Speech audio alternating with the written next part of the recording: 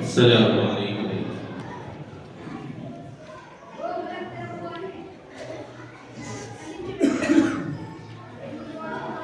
وبه نستعين أما بعد فأعوذ بالله من الشيطان الرجيم بسم الله الرحمن الرحيم يا أيها الذين آمنوا اتقوا الله وكونوا مع الصادقين وقال النبي صلى الله عليه وسلم خيركم من تعلم القرآن وعلمه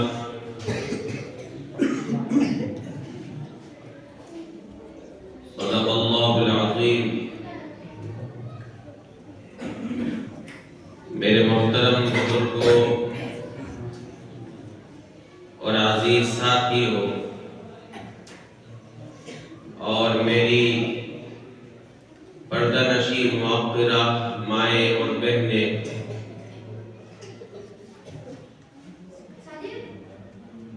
آج اس جلسے میں حاضری ہوئی آپ کے مابین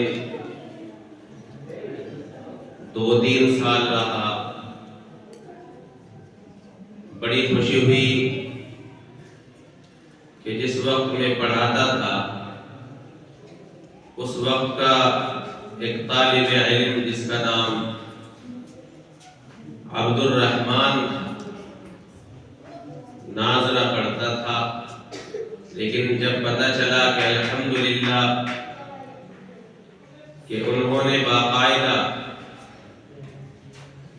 ایک مدرسے کی باغ دوڑ تھام رکھی ہے تو بڑی خوشی ہوئی۔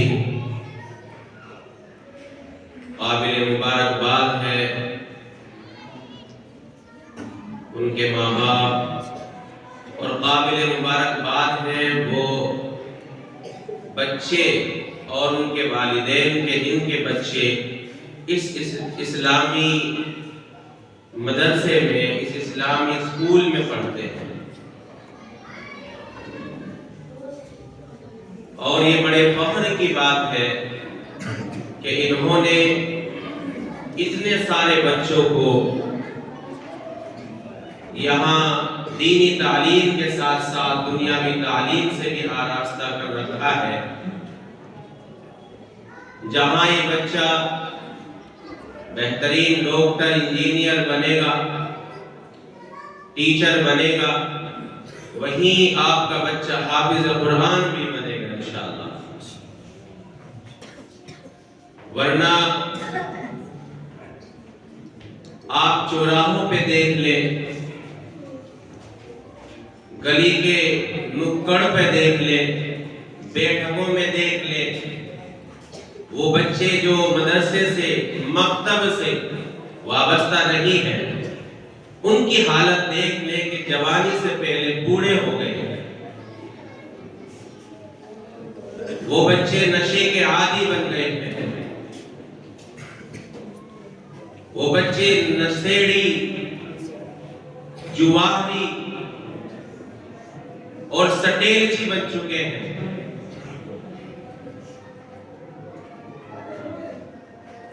اور وہ وقت دور نہیں ہے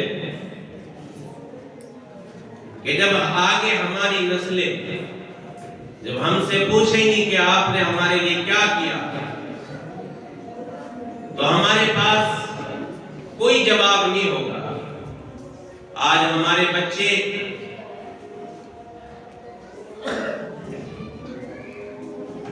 ایسے بن چکے ہیں کہ نہ انہیں ماں باپ کا ڈر ہے، نہ انہیں کسی بڑے کا ڈر ہے، بلکہ خود ماں باپ ان بچوں سے ڈرتے ہیں۔ ہو رہا نہیں بھئی ایسا؟ ہو نہیں رہا؟ اچھا یہاں نہیں ہو رہا، ہو نہیں رہا بھئی آواز سے بتاؤ۔ میں سمجھا ماشاءاللہ یہاں نہیں ہو رہا تو بڑی خوشی ہوئی، لیکن مجھے پتا ہے میں یہاں رہا ہوں کہ آج بیٹیوں سے ان کی مائیں ڈر رہی ہیں، بیٹوں سے ان کے باپ ڈر رہے ہیں، اس لیے کہ اگر میں نے اپنے بیٹے کو ذرا سا بھی کچھ کہہ دیا تو یہ گھر چھوڑ کے بھاگ جائے گا، یہ جان دے دے گا، پھر ہم کیا کریں گے؟ لیکن اس حد تک پہنچانے والے بھی دراصل ہم ہی ہیں۔ وہ ماں باپ ہیں کہ جنہیں اللہ نے آسانی کے ساتھ اولاد تو دے دی، لیکن ان پہ وہ اولاد سنبھلی نہیں، انہوں نے اس اولاد کی کوئی تربیت نہیں کی، کسی اچھے استاد کے ہاتھ میں انہیں نہیں دیا، اور بس یہی رٹ کہ میں تو یہ صبح کام پہ نکل جاتا ہوں، شام کو آ کے گھر میں گھستا ہوں، مجھے نہیں پتا میری اولاد کیا کر رہی ہے۔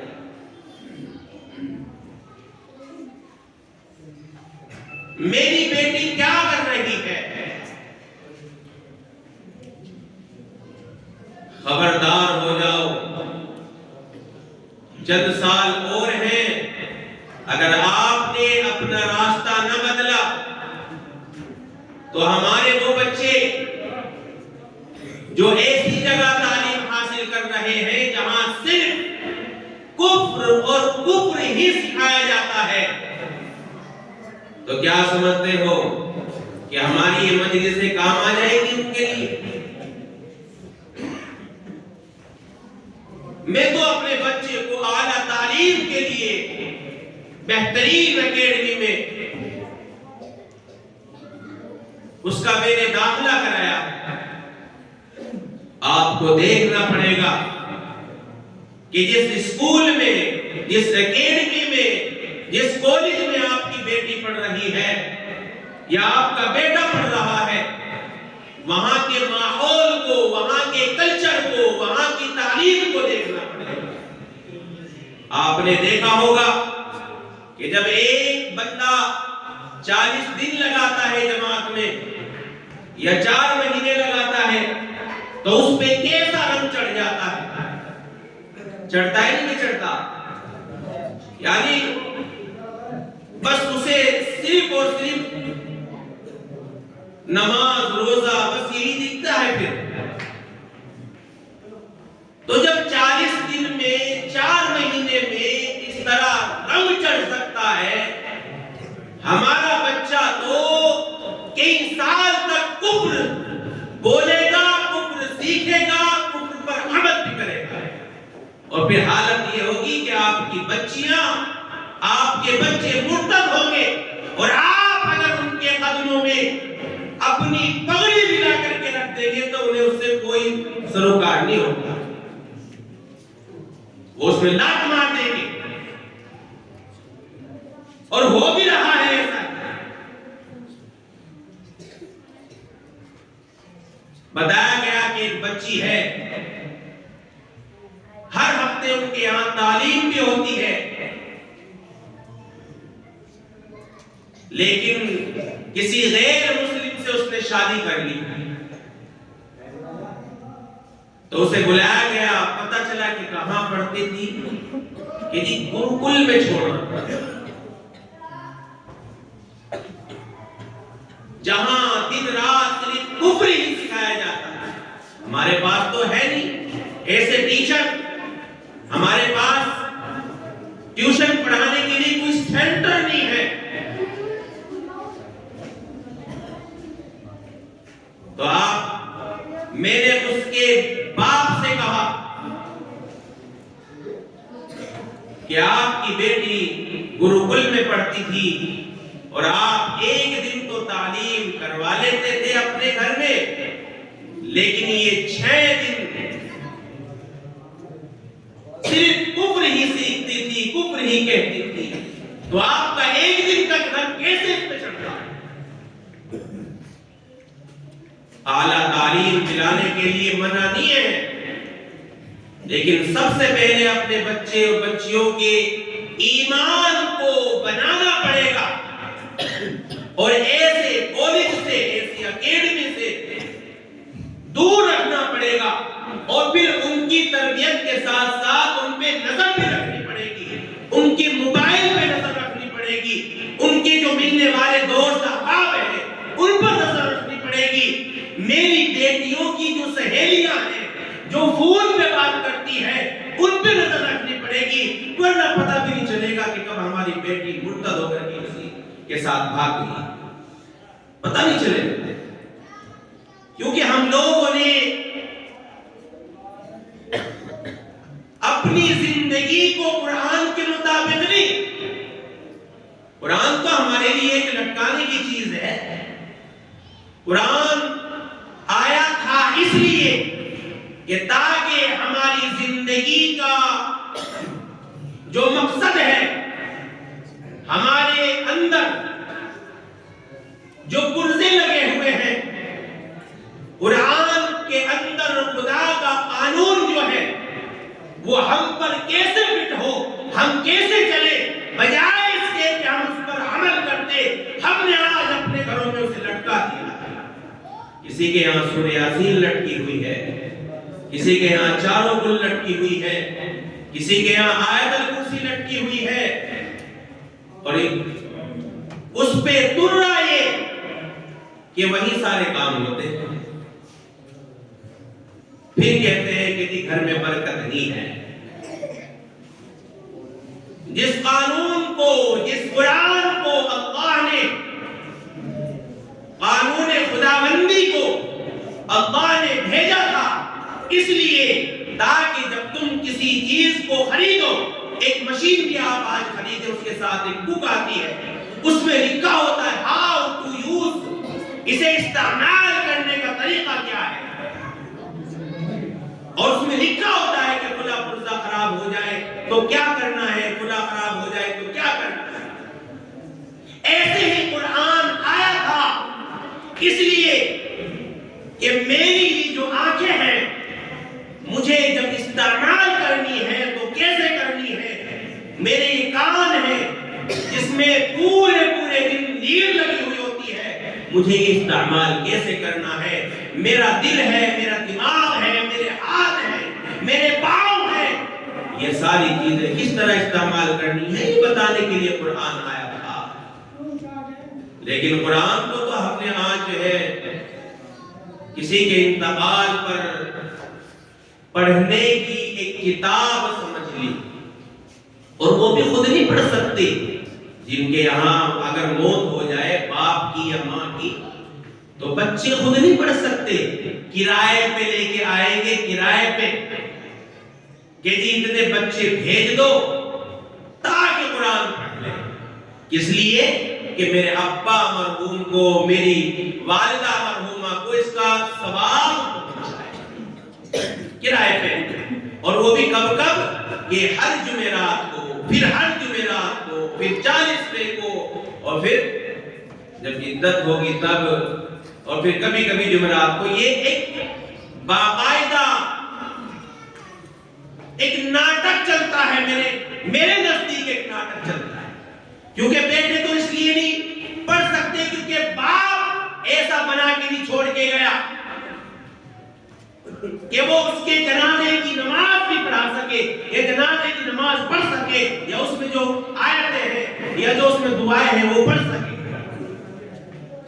ہاں میں نے جو ہے فلاں کو جتا دیا، فلاں کو ہرا دیا، فلاں کو چیئرمین میں بناؤں گا، فلاں کو ممبر میں بناؤں گا، یہ میرے بس ہے۔ باقی میں اپنے بچوں کو حافظ قرآن نہیں بنا سکتا، میں اپنے بچوں کو دین کی تعلیم نہیں دے سکتا، میں اپنے بچوں کو ہاں دیکھ سکتا ہوں یہ فلاں نشیڑی کے ساتھ گھوم رہا ہے، فلاں جواری کے ساتھ گھوم رہا ہے، اس میں اتنی طاقت نہیں، ہاں یہ چیئرمین بنانے کی طاقت رکھتا ہے۔ کیا بنانے کی طاقت رکھتا ہے بھائی؟ ہاں ممبر بنانے کی طاقت رکھتے ہیں ہم۔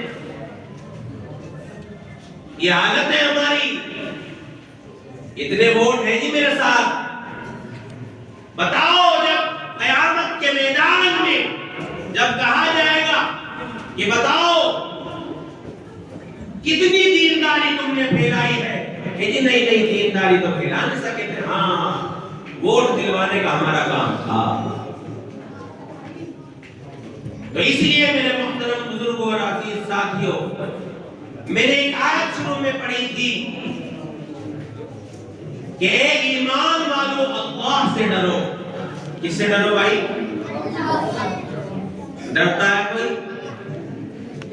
ڈرتا ہے بھائی؟ اگر آج ڈر ہے تو سب سے پہلا ڈر ہے عوام کا، کہ جی یوں نہ کہتے حضرت جی ہو گئے، مولوی ہو گئے، امیر صاحب ہو گئے، حاجی جی ہو گئے، ایک جو ایسا کام کر رہا، اس ڈر سے گناہ سے بچتا ہے۔ بچتے ہی نہیں بچتے بھائی؟ ہاں اگر میں یہ کہرانا چھوڑ دوں، میں دوسرے اسٹیٹ میں چلا جاؤں، وہاں میرا پہناوا بھی بدل جائے گا اور میرا رہنا سہنا بھی بدل جائے گا، کیونکہ وہاں تو کوئی مجھے دیکھ نہیں رہا، کوئی پہچانتا نہیں۔ یہاں سب پہچانتے ہیں، اس لیے میں گناہ سے اس لیے بچ رہا ہوں، کئی لوگ یوں نہ کہتے بلا مولانا ہو کے بھی ایسا کام کرتا ہے، حاجی جی ہو کے بھی ایسا کام کرتا ہے۔ ایک ڈر تو ہے عوام کا، جس کا ہے بھائی؟ ادھر دیکھو بھائی، کوئی ادھر دیکھے، کوئی بھی آگے ادھر دیکھنے لگے۔ کس کا ڈر ہے؟ عوام کا۔ ایک ڈر ہے اپنے گھر والوں کا، کہ اگر میں نے کسی کی بہن بیٹی کو تکا، کسی کی بیوی کو تکا، تو پھر میری کو بھی تکا جائے گا، اس لیے میں کسی کی بہن بیٹی کو نہیں تکتا۔ ایک ڈر ہے گھر والوں کا۔ کیا ڈر ہو گیا بھائی؟ ادھر دیکھ لو نا بھائی، کیا ڈر ہو گیا؟ پہلا ڈر عوام کا، دوسرا ڈر اپنے گھرانے کا، اور تیسرا ڈر ہے پولیس کا، کہ اگر میں نے اس کو کوئی چوٹ پہنچا دی، یا میں نے گولی مار دی، یا میں نے اس کا بال بیکا کر دیا، تو مجھے پولیس لے جائے گی۔ ہوتا ہے نہیں ڈر بھائی؟ ہاں اگر مجھے ایسا معاملہ مل جائے، ایسی جگہ پھنس جائے، تو پھر میں اس کا کام تمام کر دوں گا۔ تو پتہ چلا کس کے ڈر سے بچ رہا ہوں؟ گناہ سے؟ پولیس سے۔ سب یہ بولتے بھائی کس سے بچ رہا ہوں؟ پولیس سے۔ پولیس کے ڈر سے چھوڑ رہا ہے غلط کام۔ تیسرا ڈر، چوتھا ڈر، کتنے ڈر ہو گئے بھائی؟ تین۔ چوتھا ڈر ہے جو، ہاں اتنا تو ہے کہ یہ جو ڈر ہے ان کی وجہ سے گناہ نہیں ملنے کا، لیکن ثواب بھی نہیں ملنے کا۔ یہ ایسا ہی ہے جیسے ایک بچہ مدرسے میں آیا، آنے کے بعد سوتا رہا، لیکن مقصد کیا تھا؟ بولا بھائی پڑھنا، اس کی حاضری لگ جائے گی، لیکن مقصد حاصل نہیں ہوا، ثواب نہیں ملا گناہ چھوڑنے کا، کیونکہ ڈر کس سے رہا تھا؟ یا تو عوام سے، یا پولیس سے، یا گھرانے سے۔ اور چوتھا ڈر ہے جو حرام ڈر ہے، جو حرام ہے، مخلوق سے، جو اللہ کی ذات میں یا صفات میں یہ سوچ کر کے کہ نفع نقصان کا مالک فلاں پیر بھی ہے، فلاں مولوی بھی ہے، فلاں سیانہ بھی ہے، فلاں آدمی بھی ہے، اگر وہ اس سے ڈرتا ہے تو یہ خطرناک والا ڈر ہے، یہ پہنچا دے گا آپ کو شرک تک۔ کہاں تک پہنچا دے گا بھائی؟ شرک تک۔ کہ اگر کہ جس طرح اللہ دیکھتا ہے، کیونکہ بہت ساری عورتیں جو دیندار ہیں، بتائے وہ کس طریقے سے جال میں پھنساتی ہے، کہ دکھوا لے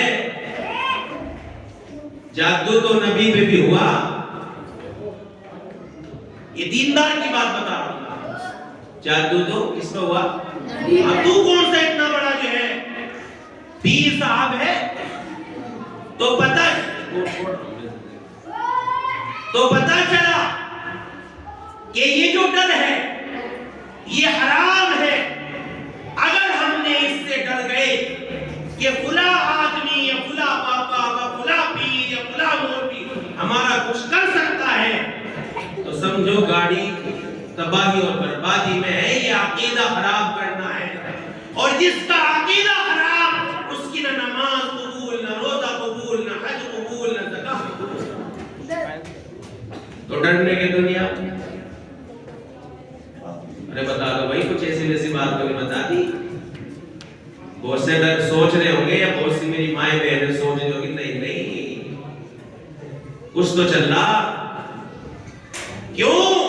اس لیے کہ عزتوں کا مالک, نفع نقصان کا مالک ہم نے غیر کو سمجھ لیا, جبکہ اللہ کہتا ہے تؤتی الملک من تشاء وتنزع الملک ممن تشاء.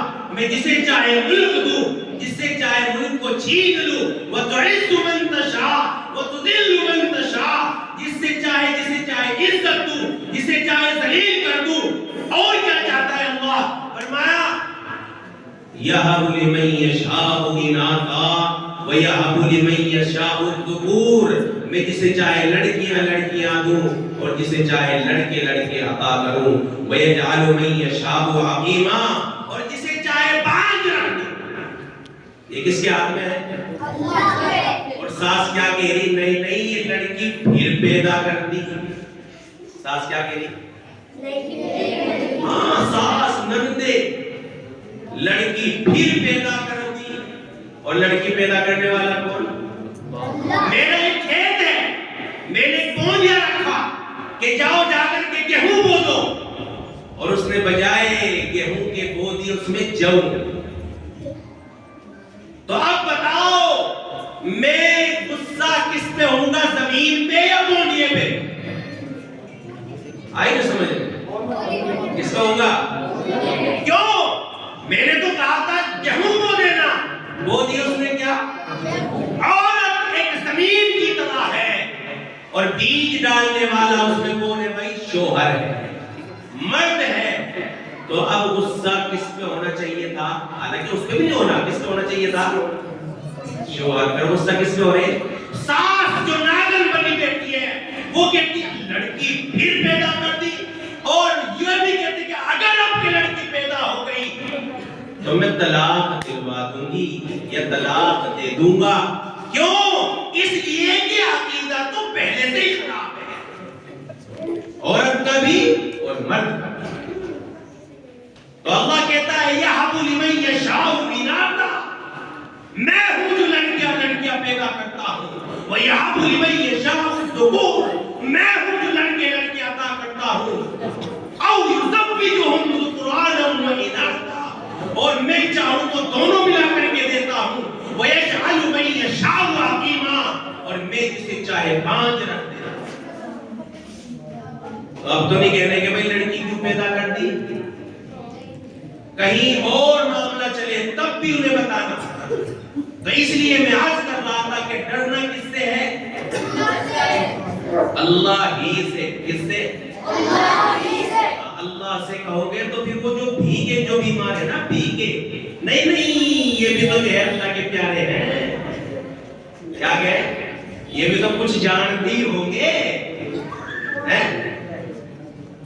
کیا نہیں؟ یہ بھی تو کچھ جانتے ہی ہوں گے, ان کے پاس میں تو کچھ ہوگا.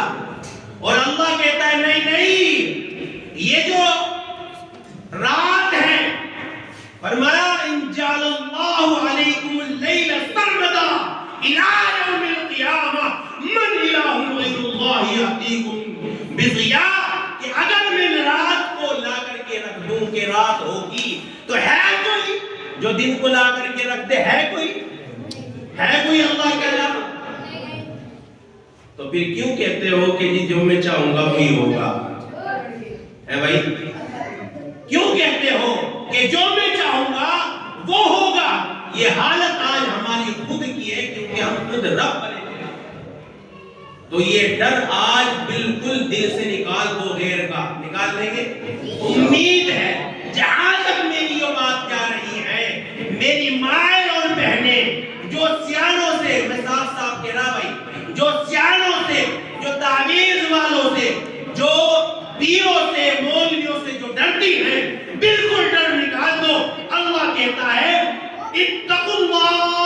میرا ڈر ہوگا تو دنیا کی کوئی طاقت تمہیں نہیں ڈرا سکتی، اور اگر اللہ کا ڈر نہیں ہوگا تو تمہیں پیچھے گرنے والا ایک پتا بھی گرے گا وہ بھی اٹھائے گا۔ تو کس سے ڈریں گے؟ پھر وہی اللہ ہی سے۔ کس سے؟ اللہ ہی سے، تاکہ جو بھیگ جو بیمار ہے ان پہ ضرب لگ جائے۔ تو ایک ڈر ہے یہ، اور کتنے ڈر ہو گئے بھائی؟ چار۔ اور ایک ڈر ہے جس کی وجہ سے ہمیں سب کچھ مل سکتا ہے، وہ ہے اللہ کا ڈر۔ میں بائک لے کے جا رہا ہوں، سامنے دیکھا ایک نوجوان عورت بھی جا رہی ہے پیچھے بیٹھی ہوئی، اب میرا دل چاہا کہ میں اب اس کے پیچھے پیچھے رہوں، لیکن پھر خیال آیا کون دیکھتا ہے؟ کون دیکھتا ہے؟ پھر وہی اللہ۔ بھائی ہی لگا دو نا، ہی لگانے سے حالانکہ نماز میں روزانہ کہ تو ایاک نعبد، اے اللہ تیری ہی عبادت کرتے ہیں، و ایاک نستعین، اور تجھے ہی سے مدد چاہتے ہیں۔ ہی روزانہ کہتے ہو، اب لگاتے ہوئے زور پڑ رہا، کیونکہ ہی کے بیمار بھی تو ہے نا، نہیں یہ بھی کچھ کر سکے۔ تو اب وہ پیچھے پیچھے چل رہا ہے موٹر سائیکل لے کے، دل میں آیا کہ اللہ دیکھ رہا ہے، تو اب اس نے کیا کیا؟ یا تو ریس دے کے آگے چلا گیا یا ریس کم کر کے پیچھے رہ گیا۔ یہ ڈر ہے جس نے کہا اتقوا اللہ، اللہ سے ڈرو، کسی سے نہیں ڈرنا۔ پھر کہا مع الصادقین، ایسے دوست بناؤ جو تمہاری خیر خواہ ہو۔ ایسے دوست بناؤ کہ دوست بنانے کو منع نہیں ہے، دوست بنانے کو منع نہیں ہے، لیکن اس کے اندر دو کوالٹی دیکھو۔ خاص طور سے میں نوجوان سے مخاطب ہوں، دو کوالٹی دیکھو۔ سب سے پہلی کوالٹی کہ کیا وہ ماں باپ کا فرما بردار ہے؟ اپنے بچوں کے دوستوں کو دیکھا کرو، کیا وہ ماں باپ کا فرما بردار ہے؟ اگر نہیں ہے تو آپ کا بچہ بھی آنا تھا اس پہ عذاب، آپ کا بچہ بھی اس میں پھنسے گا۔ تو اس لیے اپنے بچے کے دوستوں کو بھی چیک کیا کرو کہ میرا بچہ جس سے دوستی رکھتا ہے کیا وہ ماں باپ کا فرما بردار ہے، یا جب بھی وہ کوئی غلطی کرے تو وہ اسے ٹوکتا ہے یا نہیں ٹوکتا۔ تو دیکھیں گے انشاءاللہ۔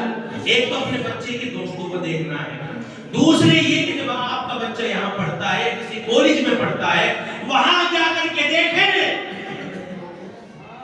ورنہ بچہ ہمارا باہر ہے اور لیونگ شپ میں لڑکیوں کو رکھے گا اور شراب کا یا نشے کا عادی بن جائے گا۔ کہ ہمارا بچہ تو ہاسٹل میں رہتا ہے، ہاسٹل کے نام پہ شراب کی عیاشی کی دکانیں چلتی ہیں، تو دیکھیں گے اسے بھی۔ تیسرے یہ میری بیٹی جو موبائل چلاتی ہے، وہ سہیلی سے بات کرتی ہے یا تو وہ جہاں پڑھتی ہے وہیں تک محدود ہو، آپ کے گھر پہ کسی سہیلی کا فون نہ آئے، اس کی سہیلی کا، یا اگر وہ کرتی ہے کسی سہیلی سے بات تو باقاعدہ ماں بیٹے یا بیٹی اس فون کو کبھی اوپر لے جاتی ہے چھت پہ، کبھی نیچے لے جاتی ہے، اس کا خیال رکھے۔ میرا بیٹا رات رات بھر 1 بجے تک گھر نہیں گھستا، اس کا مجھے کوئی خیال نہیں، پھر کہتا ہوں جی مولوی صاحب تعویذ دے دو، تعویذ دے دو۔ کیوں جی؟ کہ جی بچہ بگڑ گیا۔ کیا بگڑ گیا بھائی؟ بگڑنے والا کون تھا؟ باپ، کیونکہ باپ نے پیدا ہوتے ہی دے دیا ماں نے پیدا ہوتے ہی دے دیا موبائل۔ اب بچہ جوان ہونے سے پہلے آنکھوں کا بیمار، وہ بوڑھا ہی ہو جائے گا جوان ہو سے پہلے۔ تو اس کا خیال رکھیں، اور آپ کے بچے قابل مبارکباد ہیں وہ بچے جو یہاں پڑھتے ہیں، کیونکہ آپ کے وہ بچے جو یہاں پڑھیں گے، میں نہیں سمجھتا کہ انشاءاللہ وہ دین سے دور ہوں گے، وہ نشے کے قریب ہوں گے، ایسا نہیں ہو سکتا انشاءاللہ۔ تو کریں گے انشاءاللہ، اس کی کوشش کریں گے، دیکھیں گے، اور ڈریں گے کس سے؟ سیانوں سے ڈریو۔ کس سے؟ سیان پتی راجیوں نے بنا۔ अरे वो कुछ भी सीख रहा। अगर तेरे अंदर अल्लाह का डर है तो फिर नहीं डरने का तू किराने के सबसे बड़े सियाने से नहीं डरने का। अरे जाइयो कि मैं जो डरता हूं किससे डरता हूं? अल्लाह ही से। उम्मीद है कि मैं ये सबक आपको पढ़ा गया होगा। अल्लाह मुझे भी और आप सबको भी और मेरी माएँ और बहनें जो है उनको भी अमल की तौफीक अता फरमाए। जज़ाकल्लाहु अहसन जज़ा। हज़रात सामिईन किराम, काफ़ी देर से आप हज़रत वाला के बयान से मुस्तफ़ीज़ हो रहे थे और उम्मत के अंदर मौजूद बड़े बड़े ज़ख्मों पर हज़रत वाला ज़ख्मों की तरफ तवज्जो दिला रहे थे। अब बिला किसी ताख़ीर के समाअतों का ज़ायक़ा